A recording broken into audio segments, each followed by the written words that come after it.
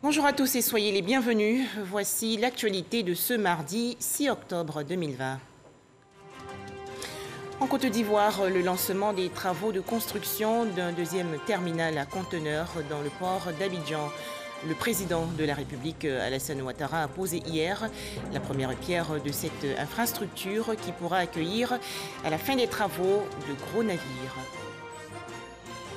Une mission conjointe CEDEAO, Union africaine et Nations unies actuellement en Côte d'Ivoire. Les membres de cette délégation ont été reçus hier par le président de la République, Alassane Ouattara.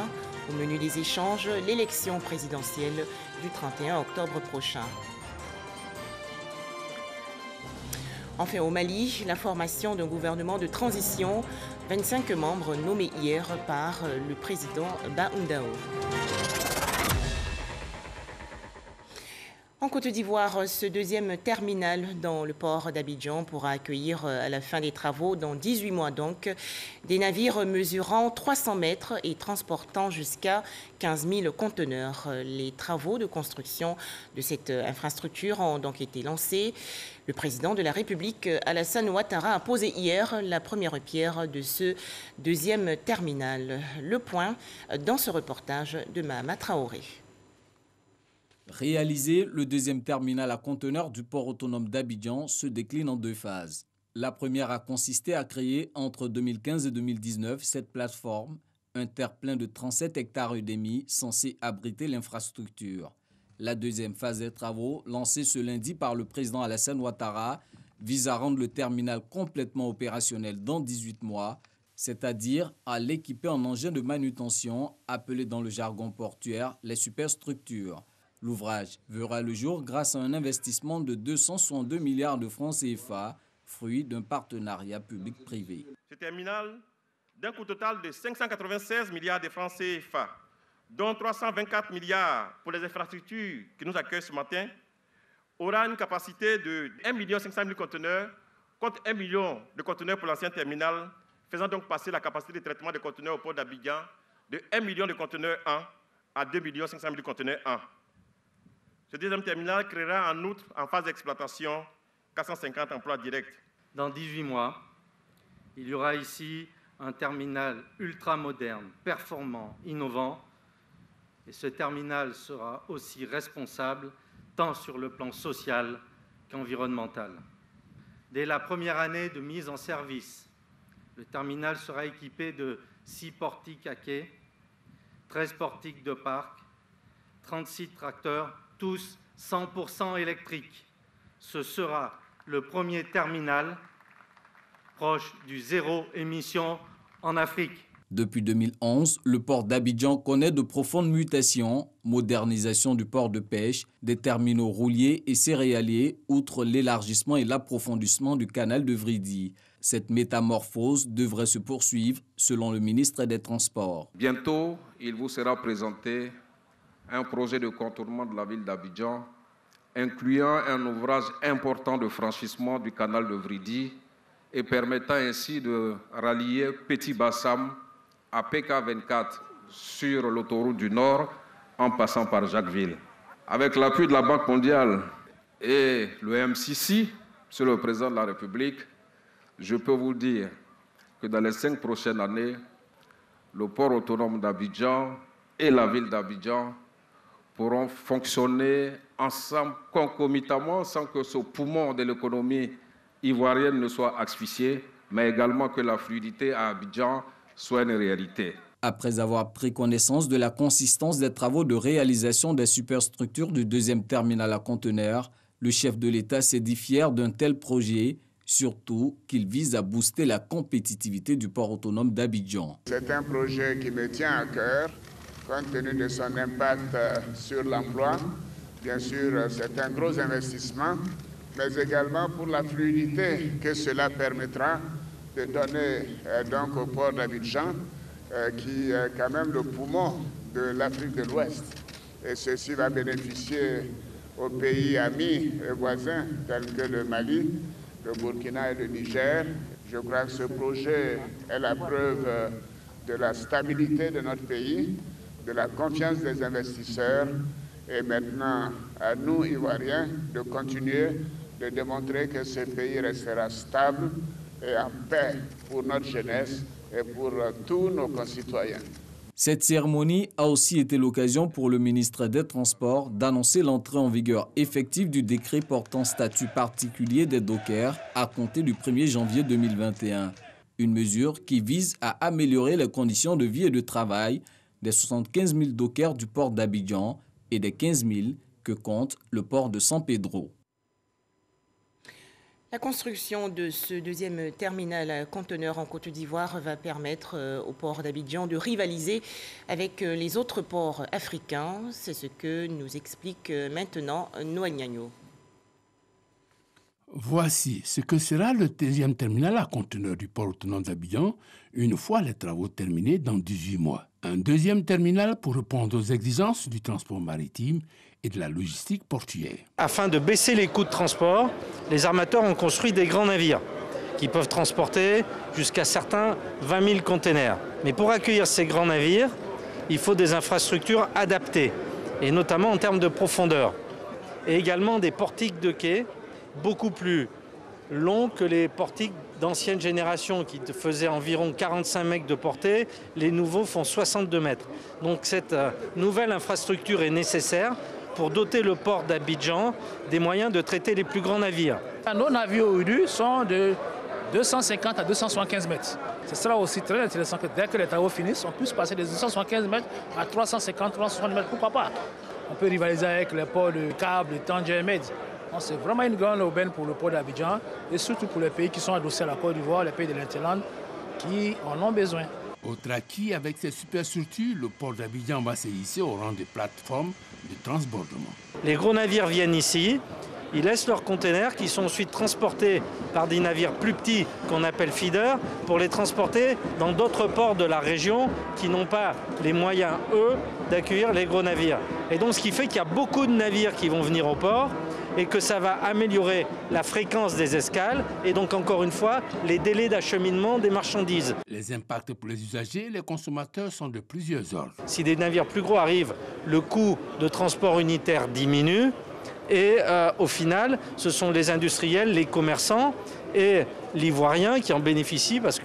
Une marchandise arrive dans le port, il y a une période de franchise qui est accordée à l'intérieur de laquelle il n'y a pas de charge particulière pour l'importateur. Donc l'idée, c'est de faire en sorte que le temps de dédouanement corresponde à ce délai de franchise pour que les marchandises sortent sans frais additionnels. Nous qui sommes dans le transport, il y a des projets annexes, c'est-à-dire la création de parkings et la création d'infrastructures qui vont fluidifier la circulation pour l'accès au port. Ceci, partant, va fluidifier aussi la circulation des autobus qui desservent la zone portuaire. Coût des travaux, plus de 260 milliards de francs CFA à la charge du concessionnaire avec une référence environnementale. Le terminal sera le premier terminal zéro émission carbone dit Green Terminal d'Afrique. Une somme d'acquis, fruit d'une volonté politique soulignée par les opérateurs économiques. Mon admiration totale au président de la République pour ses ambitions si grandes pour la Côte d'Ivoire. Les superstructures du deuxième terminal à conteneurs du port autonome d'Abidjan seront réalisées sur une superficie de plus de 37 hectares. Pour les équipements, il est prévu 6 portiques de quai, 13 de parcs, 36 tracteurs et 2 élévateurs télescopiques. Autre actualité nationale, l'élection présidentielle du 31 octobre prochain. Ce scrutin doit impérativement se faire dans un climat apaisé. Et pour atteindre cet objectif, une mission conjointe CEDEAO, Union africaine et Nations unies séjourne actuellement dans le district d'Abidjan. Les membres de cette délégation ont été reçus hier par le président de la République, Alassane Ouattara. Les précisions dans ce reportage de Awa Touré. Conduite par la ministre des Affaires étrangères du Ghana, présidente du Conseil des ministres de la CEDEAO, Shirley Ayorkor Botchwe, est composée du représentant spécial du secrétaire général des Nations Unies pour l'Afrique de l'Ouest et le Sahel, les commissaires chargés des affaires politiques de la CEDEAO et de l'Union africaine, ainsi que le secrétaire exécutif du Conseil de l'Entente, la mission conjointe CEDEAO-Union africaine-Nations unies de diplomatie préventive a échangé avec le président de la République Alassane Ouattara sur les questions liées à l'organisation de la présidentielle du 31 octobre 2020. Our mission is to engage with political actors and stakeholders in the electoral process. L'objet de notre visite ce soir auprès de son Excellence, Monsieur le Président, est une mission conjointe de haut niveau, une visite de solidarité de la CEDEAO, de l'Union africaine unie. Notre mission ici est une mission d'implication auprès des acteurs politiques ainsi que des parties prenantes politiques pour nous assurer de la tenue d'élections apaisées, paisibles, crédibles et inclusives. Monsieur le Président nous a fait montre d'une grande sympathie en nous permettant d'aborder avec lui des questions d'ordre politique et socio-économique sur la région. Quant à l'élection présidentielle le 31 octobre prochain, Monsieur le Président nous a assuré de son engagement total à la tenue d'élections apaisées, inclusives et crédibles. La CEDEAO, les Nations unies ainsi que l'Union africaine avons assuré Monsieur le Président que nous allons donc travailler avec lui en ce sens. Nous l'avons aussi rassuré du fait que nous voulons atteindre un consensus pour avoir donc ces élections apaisées, crédibles et inclusives. Nous encourageons donc tous les acteurs ivoiriens de faire recours à tous les moyens légaux et apaisés pour faire en sorte de pouvoir résoudre toutes les questions qui sont en suspension. Nous avons réitéré à l'endroit de Monsieur le Président de la République, son Excellence Monsieur Alassane Ouattara, l'engagement de la CEDEAO, de l'Union africaine ainsi que celle des Nations unies quant à un processus solidaire, car nous connaissons la place prépondérante que tient la Côte d'Ivoire dans la région, sur le continent et bien entendu dans le monde entier. La CEDEAO, l'Union africaine et les Nations unies entendent ainsi accompagner la Côte d'Ivoire dans l'organisation d'un scrutin présidentiel crédible et apaisé. À noter également que la mission conjointe CEDEAO, Union africaine et Nations unies qui séjourne actuellement à Abidjan va rencontrer aujourd'hui, mardi 6 octobre 2020, les partis politiques de l'opposition. Un tout autre sujet à présent, les dirigeants des petites et moyennes entreprises de Côte d'Ivoire, hier chez le Premier ministre Ahmed Bakayoko. Leurs entretiens ont porté essentiellement sur les voies et moyens pour l'avènement de PME compétitives et créatrices de richesses. Les explications de Lanciné Bakayoko. En Côte d'Ivoire, les PME représentent plus de 95% du secteur privé. Mais elles contribuent seulement à 20% du produit intérieur brut. Pourtant, dans ces entreprises de proximité, des gisements d'emplois nouveaux y restent considérables. Le gouvernement ivoirien est convaincu que le secteur des PME est à même de donner de la valeur ajoutée à nos ressources locales, de créer des emplois et de générer des richesses. Cette vision repose sur le programme Phoenix, la stratégie nationale d'appui au développement des PME, conçu pour insérer au moins 50 000 entreprises dans le formel. Malgré ces efforts, des difficultés persistent, aggravées par la Covid-19.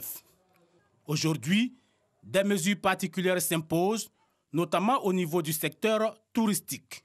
Nous demandons une amnistie fiscale de 3 ans pour les secteurs de l'hôtellerie, des agences de voyage, du divertissement, de la restauration qui ont été durement impactés par les effets de la crise sanitaire, notamment la décision administrative de fermeture.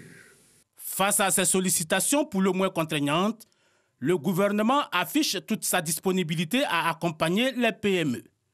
Cette relation État-secteur privé est basée sur un dialogue continu et franc sur tous les sujets d'intérêt commun. Mon action en tant que chef de gouvernement s'inscrira dans cette même dynamique. Le développement du secteur privé et en particulier la promotion des micro-entreprises et des PME constitue une priorité pour le gouvernement. Il s'agit d'œuvrer à relever les nombreux défis en vue de développer un secteur d'entrepreneurs et des PME au niveau local capable de porter et de maintenir le dynamisme de l'économie nationale. Bien plus, dans le cadre de la lutte contre la Covid, un fonds de soutien aux PME doté de 150 milliards de francs CFA a été mis en place, dont 40 milliards déjà dans le pipeline. Il nous faudra tout particulièrement travailler ensemble, État et PME, pour investir davantage dans l'amélioration de la productivité en vue de générer plus de valeur ajoutée. D'autres mesures sont en exécution. Il s'agit de la simplification de la fiscalité des PME, des allègements fiscaux, du paiement de la dette, de l'accès à la commande publique, mais également de la capacité des PME à s'exporter sur les marchés étrangers. Soyons prudents, restons vigilants.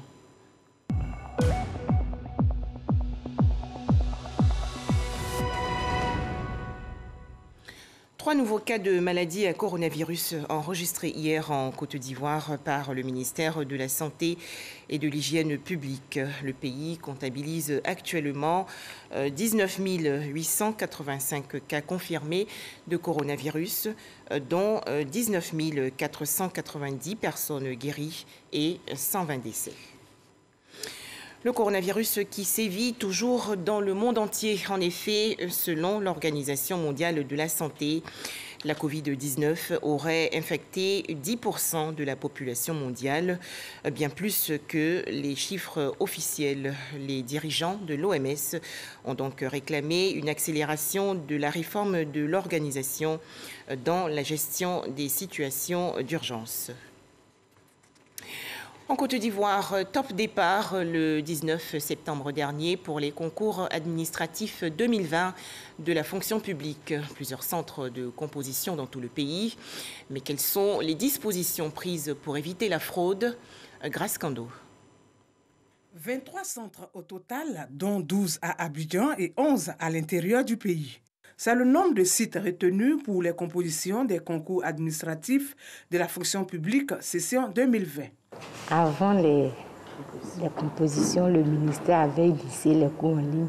Ça nous permet d'être dans le bain, on se retrouve. Depuis le lancement des concours, je pense que tout s'est bien passé, puisqu'on était au fur et à mesure au parfum des informations. Face à la crise sanitaire de la Covid-19, des dispositions ont été prises, notamment pour le dépôt des dossiers de candidature. Les agents chargés de récupérer les dossiers concernant les concours au niveau de la Poste nous ont bien reçus, puisque cette année, c'est à la Poste qu'on a déposé les dossiers. Pour cette session 2020, l'on enregistre 465 concours pour 10 378 postes budgétaires contre 406 concours pour 14 939 postes budgétaires en 2019. La crédibilité reste de mise. La crédibilité de notre concours doit reposer sur l'esprit d'égalité de tous les candidats. C'est de rassurer les candidats de composer en étant serein, de se dire que la notion de réseau ne paye pas.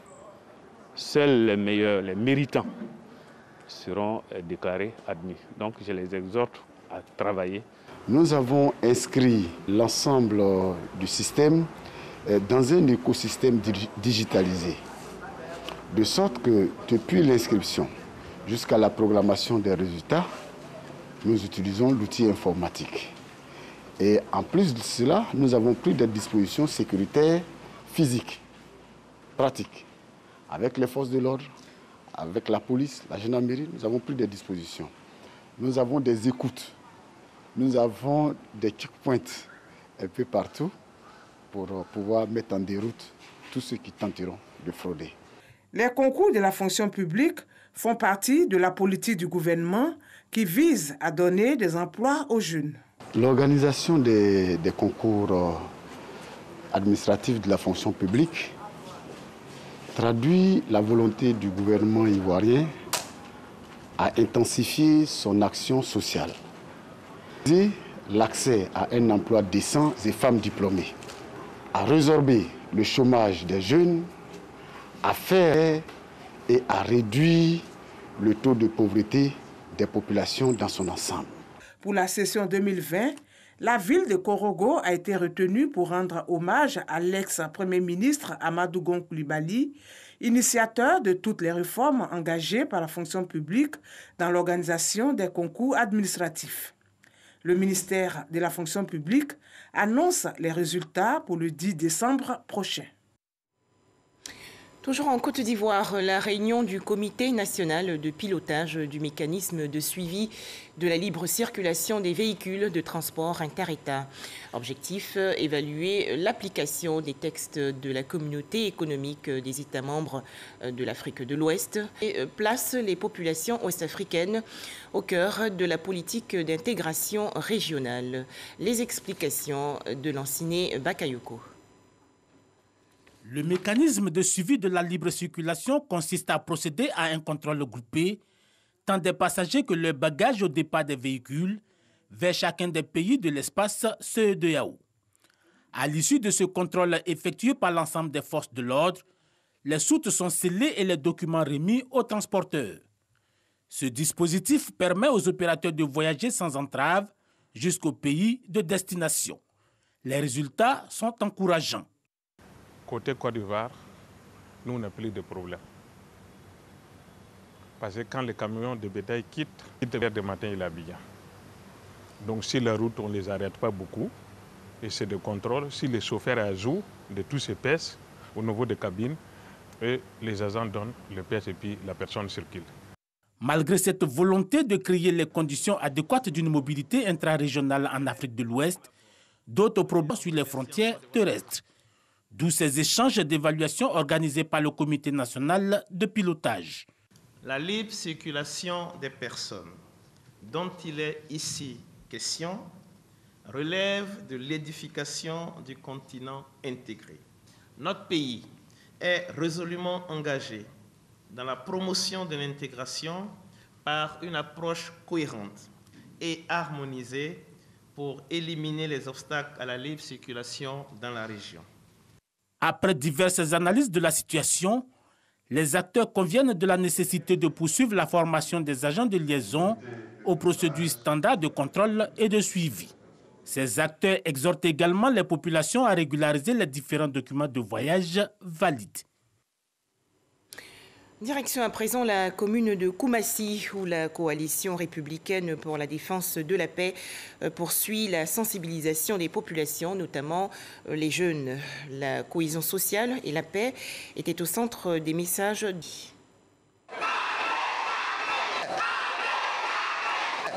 En plus de cette volonté reprise en cœur par l'ensemble de ces populations de la commune de Koumassi, les chefs de communauté de cette cité du sud d'Abidjan remettent une canne à Suleiman Touré, président de la coalition républicaine pour la défense de la paix, CRDP, un soutien à son initiative de paix. J'appelle la population de Koumassi et ma communauté de quand même adhérer à la paix. Nous ne voulons plus avoir quand même la mort. Il faut qu'il y ait la paix. Nous réclamons la paix. Rien que la paix.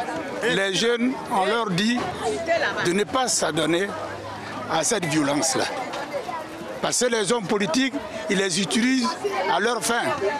Oh, ce n'est pas bon. L'escale de la caravane de la paix de la coalition républicaine pour la défense de la paix à Koumassi a permis à chacun des orateurs de revenir sur la nécessité de la promotion du vivre ensemble et de la cohésion sociale. Tour à tour, ces leaders de mouvements de jeunesse ont invité la population à préserver les acquis de la paix. Suleiman Touré a également invité les jeunes à tout mettre en œuvre pour une période électorale apaisée et pour une nation prospère. Koumassi, la coquette, nous a reçus. Nous avons vu une nouvelle image de Koumassi. À l'époque, il était difficile de circuler à Koumassi. Mais partout où nous sommes passés, nous avons vu grâce de toutes ces voies qui soient de trop. Pour la paix mieux partagée, la paix est la meilleure denrée. La paix est ce que nous a légué le président Félix Houphouët-Boigny, le père fondateur. L'apothéose de cette caravane de sensibilisation à la paix dans le district d'Abidjan initié par la Coalition républicaine pour la défense de la paix, CRDP, sera ce dimanche 11 octobre 2020. C'est la commune d'Abobo qui accueille la caravane ce mercredi 7 octobre. Ce groupement de personnes prône également la paix en Côte d'Ivoire. Le réseau national de soutien CIP a fait sa sortie officielle le 3 octobre dernier dans la commune d'Atekoubé, événement parrainé par le maire Paulin Danhaut. Les détails, Jean Djadji. Ces femmes, munies de pancartes, indiquant les ethnies et partis et surtout des quartiers de la commune d'Atekoubé. Toutes désirent ne plus revivre les violences de 2010. Dénommée Réseau national de soutien aux idéologies de paix, cette organisation est présidée par Georgette Danhaut, fille d'Agbon Village. Objectif, aller partout, sensibiliser les populations à la culture de la paix. La mission principale est de réconcilier l'Ivoire pour une paix véritable et durable, gage de tout progrès. Des activités seront organisées à travers tout le pays pour sensibiliser et consolider la paix et la cohésion sociale. Des symboles forts à cette rencontre. L'hymne national traduisant leur attachement à la mère patrie et des turbans blancs en main, preuve de leur soif de paix et des défilés culturels et des danses. Un engagement qui acquiert l'adhésion d'Émile Lidjé Bodjé, représentant le parrain Claude Danhaut-Paulin, ministre des Sports. On a besoin de prôner le message de paix. Nous allons les soutenir, leur permettre de rentrer dans les hameaux, dans les fins fonds du pays. Passer ce message de paix. Le RENACIP est apolitique et revendique déjà 4000 membres. Il s'engage à sensibiliser toute la Côte d'Ivoire aux idéaux de paix et au vivre ensemble, seul gage de développement. Bongouanou, dans la région centre-est du pays, les membres de la coordination RHDP de la région du Moronou ont participé récemment à un séminaire. Les travaux ont essentiellement porté sur la campagne électorale du 15 octobre prochain.